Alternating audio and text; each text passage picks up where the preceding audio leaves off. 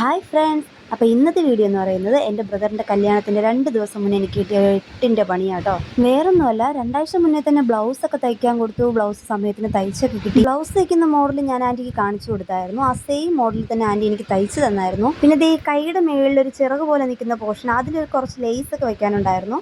അത് ആൻറ്റിയോട് ഞാൻ വെക്കേണ്ടെന്ന് പറഞ്ഞിട്ടുണ്ടായിരുന്നു. അത് ഞാൻ കൈ കൊണ്ട് തന്നെ തയ്ക്കാമെന്ന് പറഞ്ഞിട്ടുണ്ടായിരുന്നു. അപ്പോൾ ആൻറ്റി എനിക്ക് അല്ലാതെ തന്നെ തയ്ച്ച് തന്നു. ഞാൻ പുറത്തുനിന്ന് ലേസ് മേടിച്ചു. ഇത്രയൊക്കെ കേട്ടിട്ട് നിങ്ങൾ ഓർക്കുന്നുണ്ടാവും, കാര്യങ്ങൾ ഇത്രയൊക്കെ സ്മൂത്തായിട്ട് നടന്നിട്ട് പിന്നെ എന്ത് പണിയാണ് എനിക്ക് കിട്ടിയതെന്ന്. പറയാം. കല്യാണത്തിൻ്റെ 2 ദിവസം മുന്നേ രാത്രി ഞാൻ ഈ ബ്ലൗസ് തയ്ക്കാനെടുത്തു. അങ്ങനെ പുറത്തൊന്നും കാണാത്ത രീതിയിൽ, അതായത് തയ്ക്കുന്നത് പുറത്ത് കാണാത്ത രീതിയിൽ അടിയിൽ കൂടെ ഞാനിങ്ങനെ തയ്ച്ച് തുടങ്ങി, ഭയങ്കര കോൺഫിഡൻ്റ് ആയിട്ട്. ഒരു കൈയുടെ പോർഷൻ ഞാൻ തയ്ച്ച് കഴിയാറായപ്പോഴാണ് ആ വലിയ സത്യം ഞാൻ മനസ്സിലാക്കിയത്. ലേസ് തികയില്ല.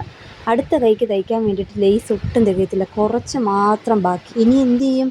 എൻ്റെ മുന്നിലാണെങ്കിൽ ആകെ 2 വഴികൾ മാത്രം ബാക്കി.